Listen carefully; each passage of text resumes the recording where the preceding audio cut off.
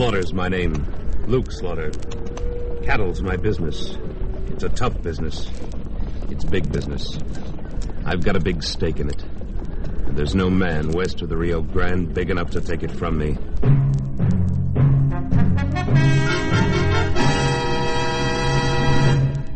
Luke Slaughter of Tombstone.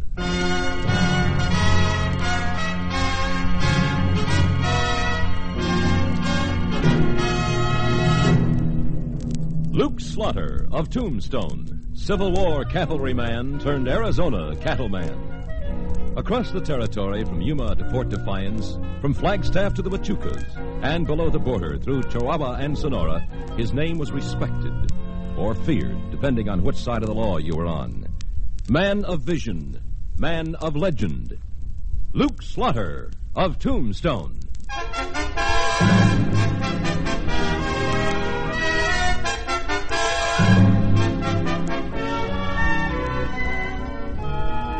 The time finally came when I decided there'd be more profit in raising my own cattle than driving other men's herds up to Tombstone from Mexico and Texas. And about the same time, I heard that Aaron Holcomb's spread was for sale.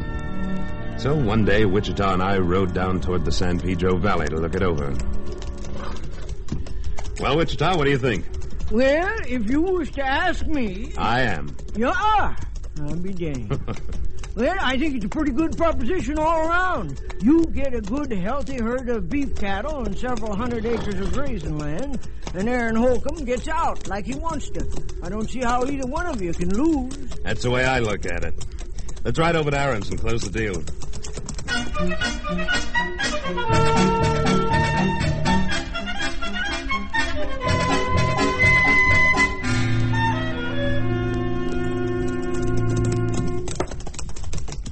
Howdy, Aaron. Howdy, Luke. Wichita. Howdy, Aaron. Well, Aaron, I'm ready to talk business. Good. Come on into the house, and I'll see if I can get Sarah to rustle up some coffee. It's a mighty nice herd you got there, Aaron. How many head you figure you're running? Well, not counting calves, somewhere between 450 to 475.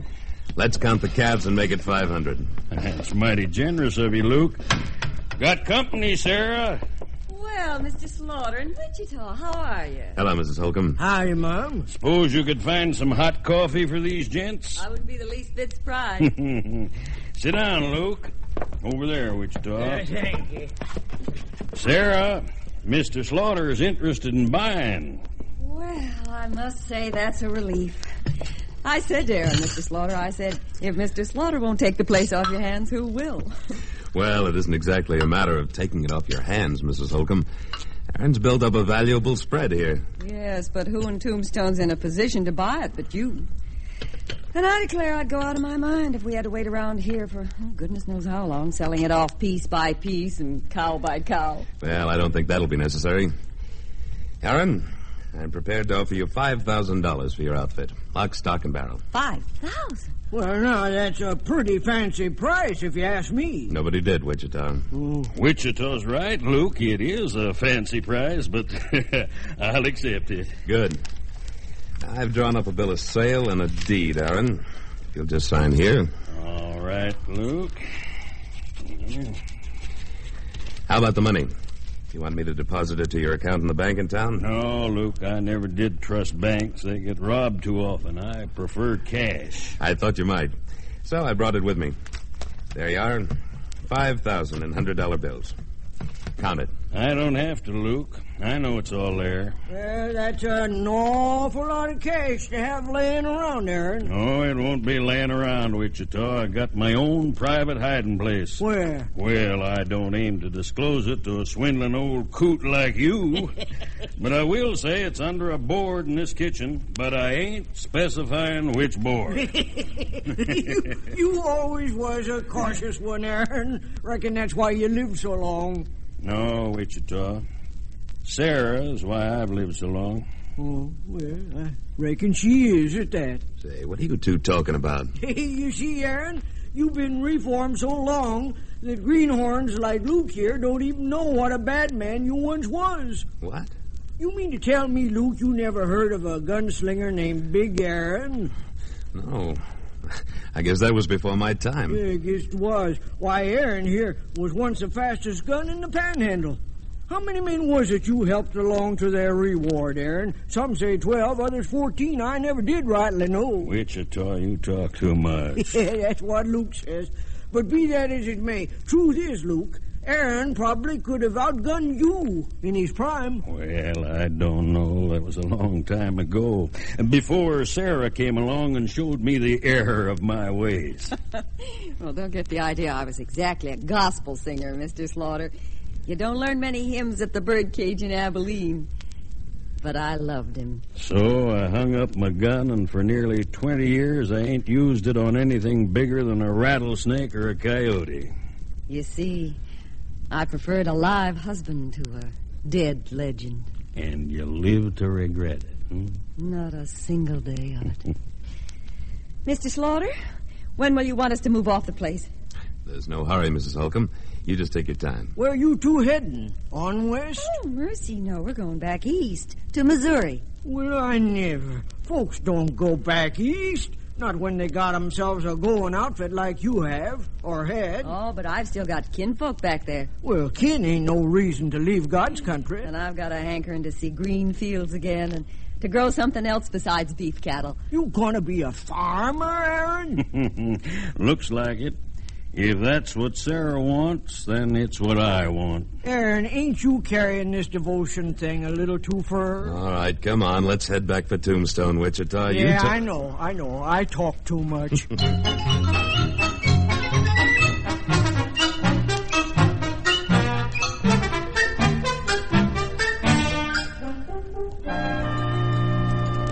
evening, Mr. Slaughter. Evening, Nellie. What's on the fire tonight? Well, there's fried pork chops and fried steak. I'd recommend the pork chops. Say, what's the matter with my cattle? Oh, I didn't mean that, Mr. Slaughter. Evening, Luke. Evening, Nellie. Evening, Wichita. Pork chops or steak, Wichita? Don't make no difference. I'm hungrier than a woodpecker with a headache. Steak, I guess. No, I'll bring it along as soon as I get these other gentlemen's orders. Where you been? Oh, I just dropped by the epitaph office to pick up the evening paper. Well, what you know? What? Here's your name in the paper, big as life. What does it say? We understand Luke Slaughter has decided to settle in these parts. Yesterday, we heard he bought Aaron Holcomb's spread down on the San Pedro River. We also understand Luke paid a very pretty penny for it. I wonder how that got in the paper. Well, I don't know, Luke. I'll bet you don't. You know, between that nosy nose of yours and that wagging tongue, somebody's going to get into trouble someday, and I hope it'll only be you. Now, Luke, I was only... My business is my business and nobody else's, and I don't like reading about it in the newspaper. Is that clear? Why, sure, Luke, sure. Stop it, please. Stop what? I was just trying to be friendly. If you just give me your order. Yeah, I got it. Appears Nellie's having a little trouble. Who are those two, Wichita? You know them? Never laid eyes on them before. Strangers, most likely. Must be. Well, they'd know better. Come on now, don't be like What that. seems to be the difficulty, gentlemen? Huh? Oh, we ain't having any difficulty. We just being friendly with this little filly here. It's all right, Nellie. I'll take care of this. Thank you, Mr. Slaughter. I guess you boys aren't very well acquainted in Tombstone, or you'd know that this is the dining room of the San Jose House, not the bar room of the Occidental. Rough stuff doesn't go here. Who are you? The owner of the hotel? No. Maybe a sky pilot, then. No. Then what right you got butting in? The right any man's got to help a lady when she needs it. Now, you boys better mind your manners or go get your supper someplace else. You know, mister, I just may have to cut you down to size. I wouldn't try it, son, if I was you. Why not, Pop? Guess you don't know who you're talking to. That's right. I don't know and I don't care. Well, you better care. This here is Luke Slaughter. And what's more... Luke Slaughter? Well, you're quite a famous man, Mr. Slaughter. Say, this is the fellow we was reading about in tonight's paper, Thad. Yeah, well, buying up ranches is one thing and pushing people around's another. I'm not pushing anybody around. I'm just telling you to mind your manners. Come on, Wichita. Let's tie on the feed bag.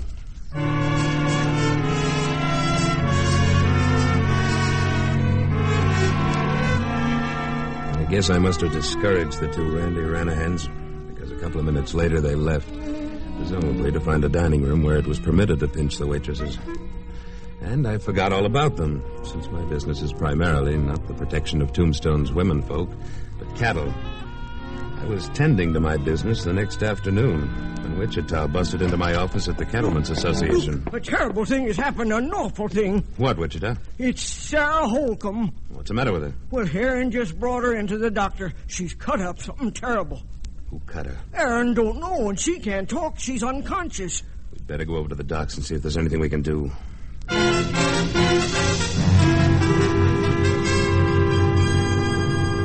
we got to the doctor's office on Toughnut Street, we found Sarah lying on a big bed in the back room. Aaron's huge body seemed shrunken as he knelt by the bed, holding her tiny hand in his. The doctor waved us back into his office and closed the door behind him. How is she, Doc? She's dying, Wichita. What happened to her? Luke, I've been doctoring out here for a long time, and I've seen people die in a lot of different ways. I've treated bullet wounds, dug out arrows, sewed up knife gashes. But I've never seen anything as rotten as what somebody did to that poor woman. What did they do to her? Spurs. Big roweled chihuahuas. They must have kicked her for a long time. She's got holes all over her body. A dirty sidewinder. Is she conscious? She won't be for long. Can I talk to her? Well, I guess it don't make any difference now. Go on in. No, sir. How do you feel, Mrs. Holcomb? Oh, not too good, Mr. Slaughter.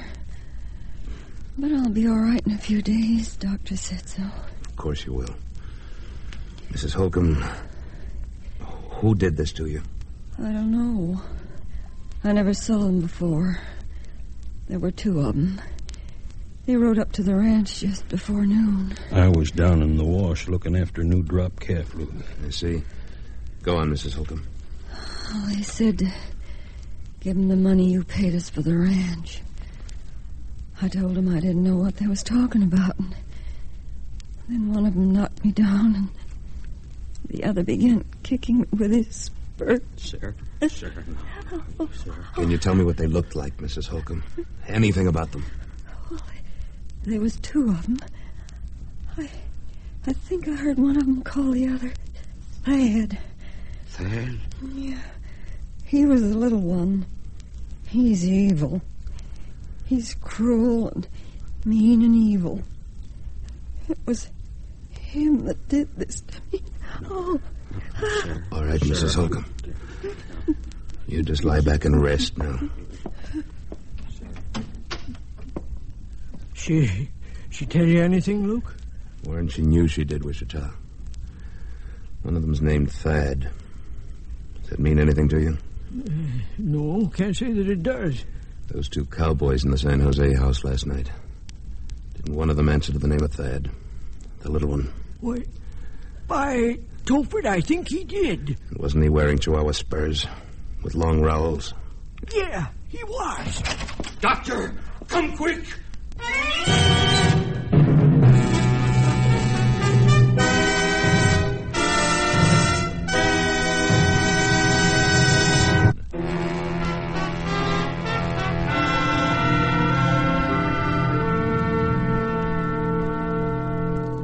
The huge figure of Aaron Holcomb filled the doorway, behind which lay his dead wife. His broad features sagged with shock and grief, then tightened in determination. He pulled out his gun, a gun which had not been drawn against a man in nearly 20 years. Slowly he spun the chamber, making sure that it was fully loaded. What are you aiming to do, Aaron? What do you think I aim to do? This is a job for the law, Aaron. The sheriff will have those men by nightfall. They'll both be dead by nightfall. If you kill them, you'll hang. Let the law handle this, and they'll hang. Maybe.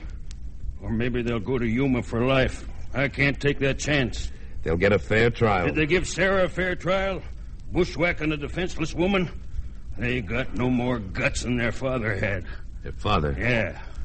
You heard Sarah say one of them's named Thad. Yeah. I know who they are now. Thad Jenks boys. Who's Thad Jenks? Last man I outdrew back in Abilene nearly 20 years ago. A yellow coward who went for his gun when my back was turned. But he never got it out of the holster. Yeah, that's right, Luke. I was there. Quiet, Wichita. You see, Luke, they weren't after the money. At least that isn't the reason they came up here to Tombstone. They came a-feuding. Well, they got a feud now, all right, a blood feud. But, Aaron, you can't take the law into your own hands. I aim to. And I gotta remind you, Aaron. I'm a deputy sheriff, and it's my duty to stop you. I wouldn't try it, Luke. Aaron, listen to me. What would Sarah think if you put the gun back on? Sarah can't think no more, Luke. Now, if you gents don't mind, I'd like to be alone with her for a little while. Wichita. Yeah, Luke? Go over to the sheriff's office. Tell him he's going to have a shooting on his hands if he doesn't lock those two up before Aaron finds them. How you know they're still in town? I don't, but I'm sure going to find out if I have to search every saloon on Allen Street. Let's go.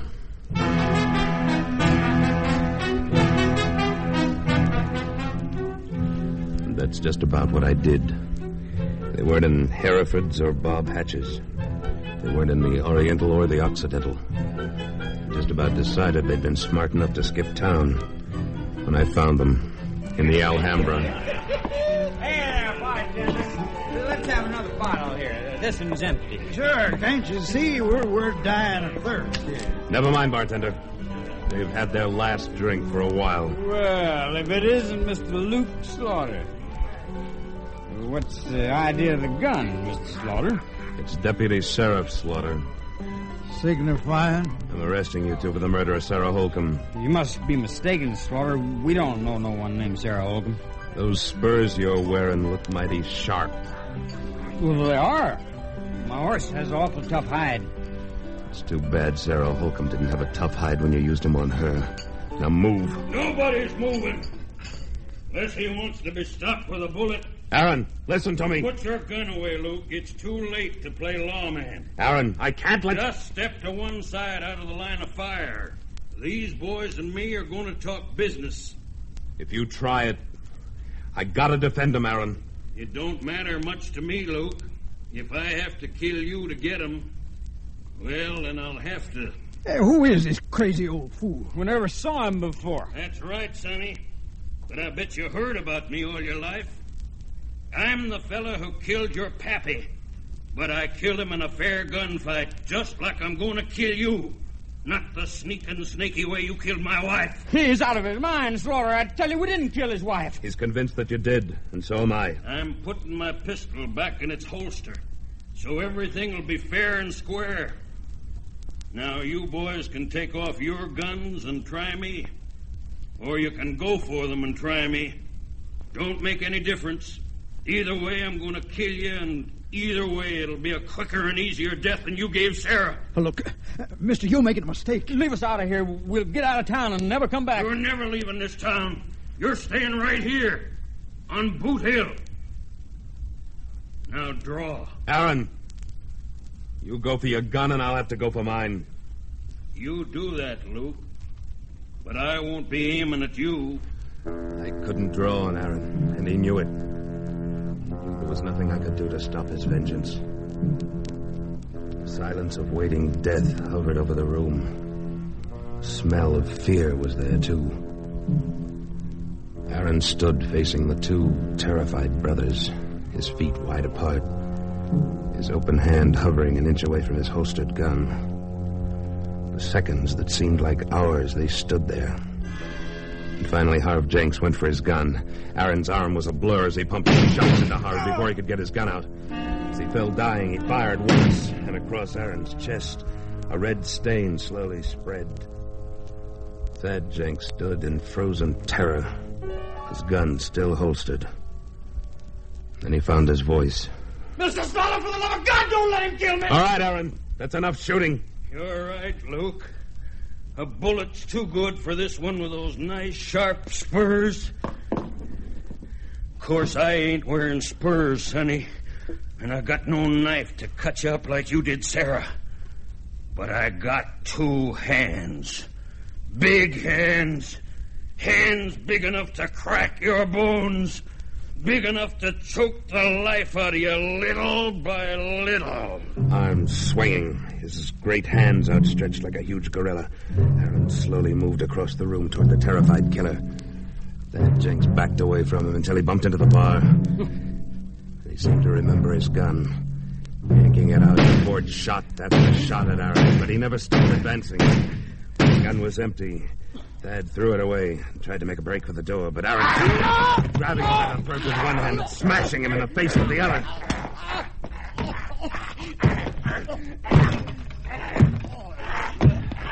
That's enough, Aaron.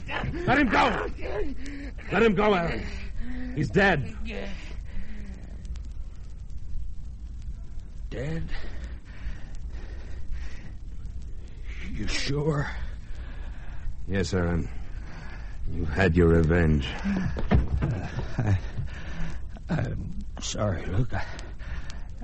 I had to do it. I know. I'll go get the doc, Aaron. No, Luke. There's nothing the doc can do for a man that's stopped 6 slugs.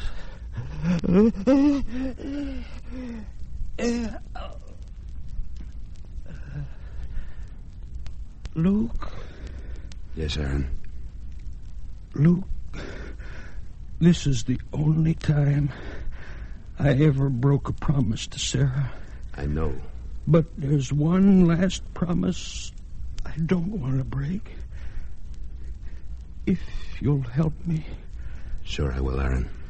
I promised Sarah we'd go back to Missouri together for the rest of our days. Luke, will you see to it that we do?